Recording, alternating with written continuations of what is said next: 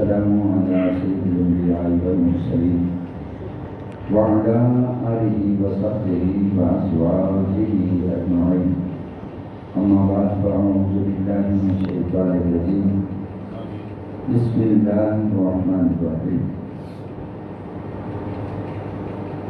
يا أيها الذين آمنوا اتقوا الله ولتنظر نفس ما قدمت لغد واتقوا الله إن الله خبير بما تعملون. صدق الله العظيم.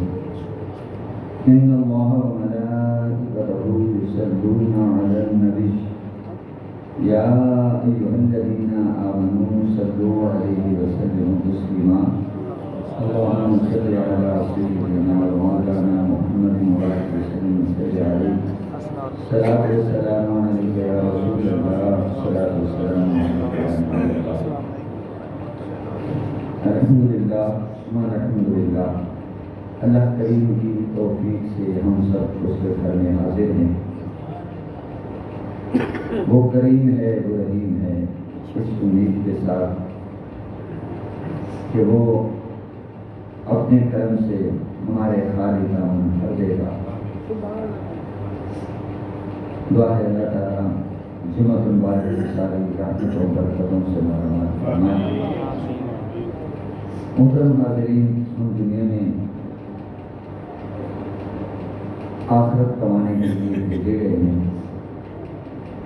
قرآن حکیم جا بجا ہماری توجہ مبذول کراتا ہے کہ دنیا میں رہنے والوں کہیں ایسا نہ ہو کہ دنیا کی رعنائیوں میں کھو جاؤ اور اتنے مست ہو جاؤ،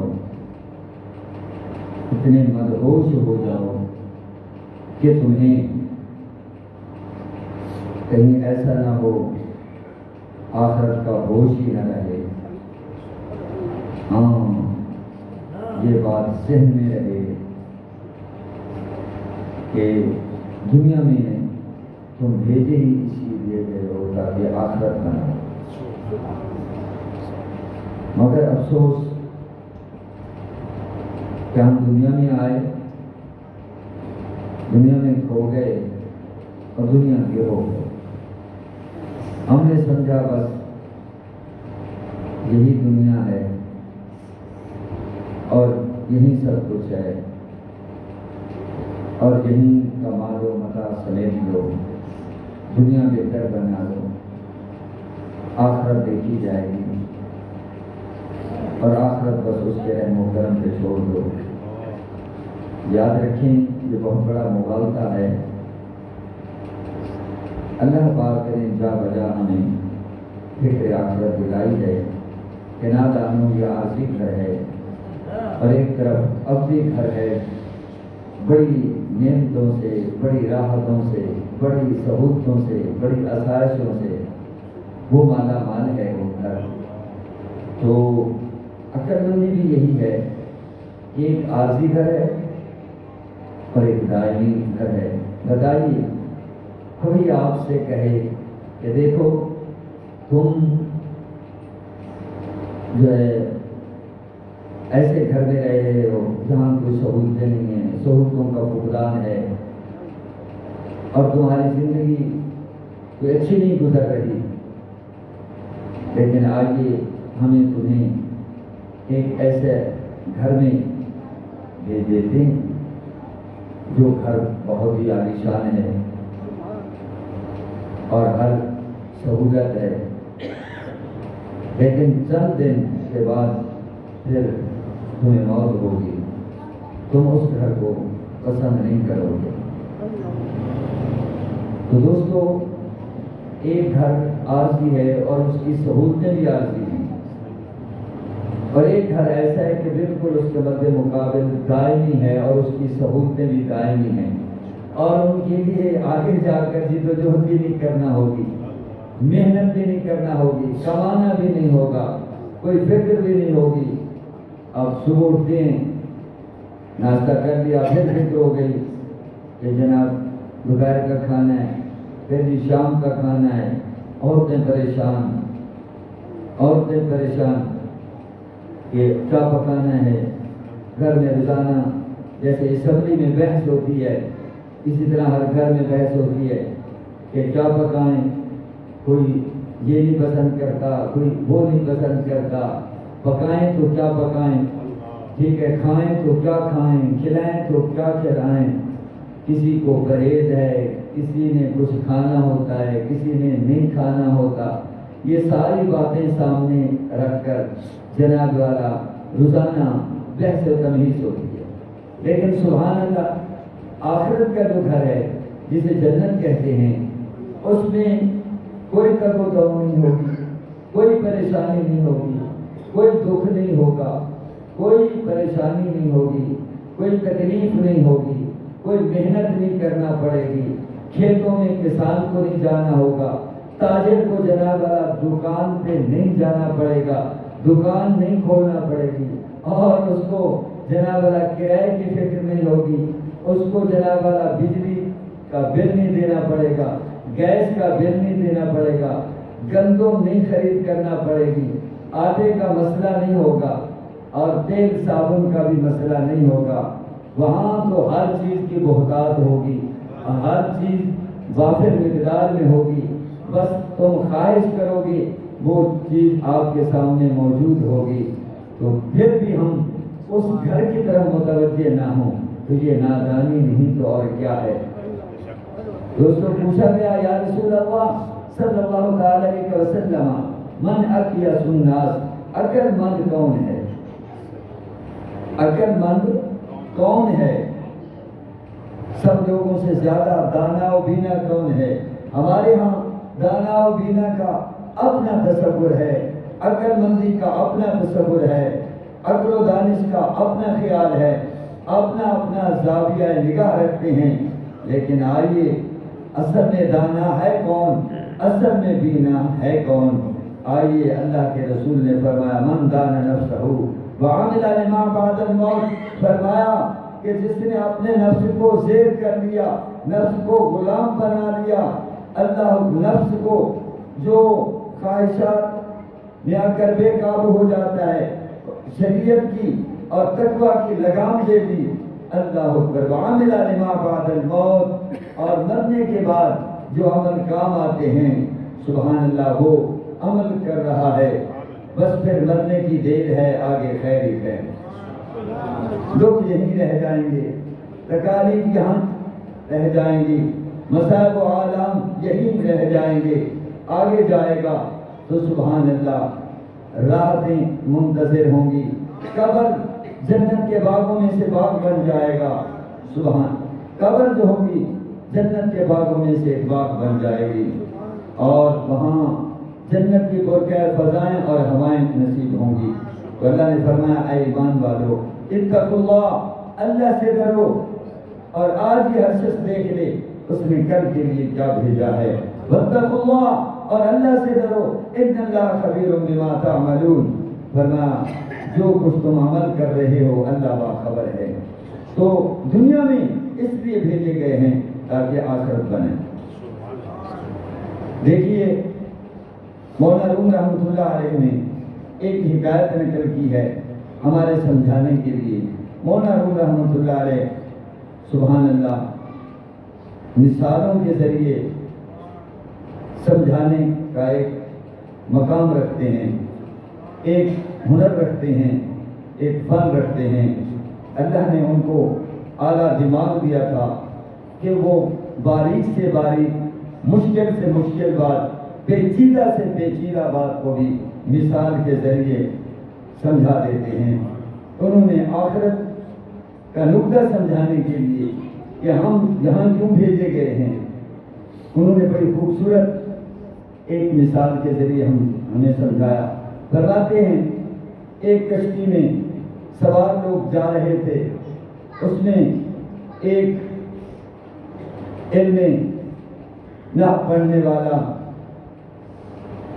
ایک شخص بیٹھا ہوا تھا۔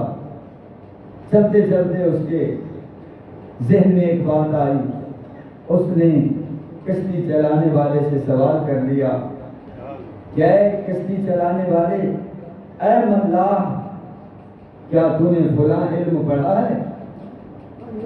اس نے کہا میری جان بلا، میرا بابا یہی کام کرتا تھا کشتی چلانے کا، میرا دادا یہی کام کرتا تھا کشتی چلانے کا، تو یہ کام تو مجھے وراثت میں ملا ہے۔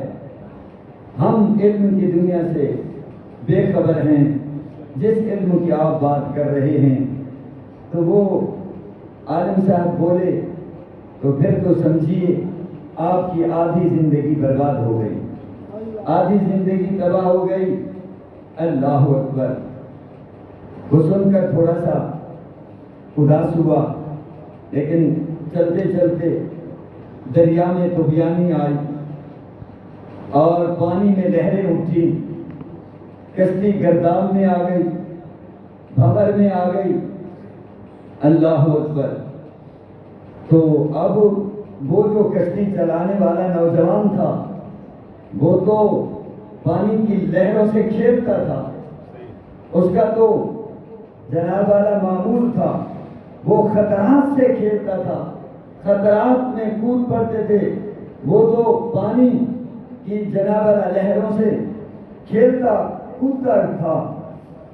وہ جب اس نے خطرہ محسوس کیا تو وہ عالم کی طرف متوجہ ہوا، بولا کہ حضرت جی آپ کو تیرنے کا فن آتا ہے؟ بڑی توجہ سے، حضرت جی آپ کو تیرنے کا فن آتا ہے؟ تو اب وہ اداس تو پہلے بھی تھا، پریشان پہلے تھا، لرزا و ترسا تو پہلے بھی تھا، وہ ڈر رہا ہے، وہ گھبرا رہا ہے اب کیا ہوگا۔ اوپر سے کشتی چلانے والے نے ملاح نے سوال کر دیا، حضور آپ کو تیرنا آتا ہے؟ اب اس نے ڈرتے ڈرتے کہا جی نہیں مجھے تو تیرنا نہیں آتا۔ تو پھر اس نے جواب دیا حضرت جی اگر آپ کو تیرنا نہیں آتا تو پھر سمجھ لیں آپ کی ساری زندگی تباہ ہونے والی ہے۔ اب آپ جانے والے ہیں دنیا سے، چونکہ کشتی ایسی بھنور میں آئی ہے کہ بچنا مشکل ہے۔ اللہ اکبر، آپ بچ نہیں سکتے۔ تو مولانا روم رحمۃ اللہ تعالی علیہ اس حکایت کو نقل کرنے کے بعد نتیجہ اخذ کرتے ہیں اور ہمیں سمجھانے کی کوشش کرتے ہیں۔ ہم وہ لوگ جو صرف دنیا میں ڈوب گئے ہیں، دنیا کی رنگینیوں میں کھو گئے ہیں، ستاروں سے آگے جہاں اور بھی ہیں، ہمیں وہ دکھائی نہیں دیتے اور کوئی بات ہمیں سجھائی نہیں دیتی، کوئی بات ہمیں سنائی نہیں دیتی، ہم نے سب کچھ دنیا کو سمجھ لیا ہے۔ تو مولانا روم رحمۃ اللہ علیہ فرماتے ہیں سمجھ لو جس طرح کوئی شخص دریا کے باہر رہ کر، سمندر کے باہر رہ کر، پانی سے باہر رہ کر تیرنے کا فن نہیں سیکھتا، اگر مشکل پیش آ جائے تو وہ ڈوب جائے گا، وہ ڈوب جائے گا، اور جس کو تیرنے کا فن آئے گا وہ نکل جائے گا، وہ کنارے لگ جائے گا۔ تو فرمایا ہمیں بھی دنیا میں اس لیے بھیجا گیا ہے تاکہ ایک آخر تک پہنچنے کے لیے بہت بڑا ہمیں دریا اور سمندر پار کرنا پڑے گا۔ اگر تیرنے کا فن یہاں سیکھ لیا، اللہ آخرت کی زندگی گزارنے کے گر سیکھ لیے کہ آخرت کی زندگی کیسے آسان ہوگی، کہ آخرت میں ہم ڈوبے نہ اور آخرت میں ہم تباہ و برباد نہ ہوں، یہاں ہم گر سیکھ لیں تو سبحان اللہ وہاں ہم آرام سے زندگی بسر کریں گے، نجات پا جائیں گے، ہلاکت سے نجات پا جائیں گے۔ ورنہ اگر ہم نے دنیا میں رہ کر آخرت کی زندگی گزارنے کے گر نہ سیکھے تو ہلاکت یقینی ہے۔ اگر ہم نے سیکھ لیے اور عمل پیرا ہو گئے، سبحان اللہ، ایمان اختیار کیا، تقوی اختیار کیا اور نماز پڑھی، روزے رکھے، حج کیے، زکاتیں دی، ماں باپ کا ادب کیا، ان کی خدمت کی، ان کی عزت کی، تو آخرت میں عیش کریں گے، آخرت میں عیش کریں گے۔ تو حضرات محترم، ہمیں قرآن بھی اور حضور صلی اللہ علیہ وسلم کا فرمان بھی اور بزرگوں کی تعلیمات بھی ہمیں آخرت کی طرف متوجہ کر رہی ہیں۔ ہمیں چاہیے ہم کوشش کریں رہنے دنیا میں، لیکن ہماری نظر آخرت پر ہو۔ ہم جو بھی عمل کریں اس میں نیت کر لیں۔ آپ تجارت کریں کہ میں اس لیے تجارت کر رہا ہوں تاکہ رزق حلال کماؤں، میرا رب بھی خوش ہوگا، میرے آقا بھی خوش ہوں گے، اور میں بھی حلال کھاؤں گا، میرے بچے بھی حلال کھائیں گے، اور کسی کے آگے ہاتھ نہیں پھیلائیں گے۔ تو سبحان اللہ، آم کے آم گٹھلی کے دام، ہم خرما و ہم ثواب، کھجور بھی کھائیں اور ثواب بھی کمائیں، آپ بھی کھائیں، بچوں کو بھی کھلائیں اور کمائیں، ثواب ہی ثواب ہے۔ بات صرف اتنی ہے کہ ذہن بدلنے، صرف سوچ بدلنے، اللہ پر نماز پر توجہ کریں، کیونکہ اس کے لیے کوئی شرط نہیں ہے کہ جناب والا مالدار ہو، عمر کی قید نہیں ہے۔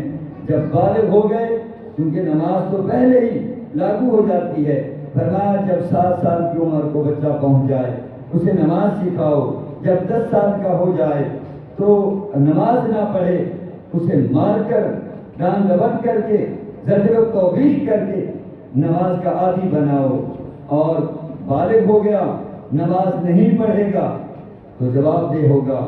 دیکھیے ہم فرض ادا کرتے ہیں، نماز ظہر کے فرض جو ہیں ادا نہیں کریں گے تو یقیناً ہمیں جواب دینا ہوگا۔ سنتیں ہیں نہیں پڑھیں گے، مؤکدہ جواب دینا پڑے گا۔ اب یہ جمعہ کے 2 فرض ہیں، اس سے پہلے 4 سنتیں ہیں، یہ مؤکدہ ہیں جو واجب کے درجے میں ہیں، نہیں پڑھیں گے جواب دہ ہوگا اور سزا بھی اس پر ملے گی۔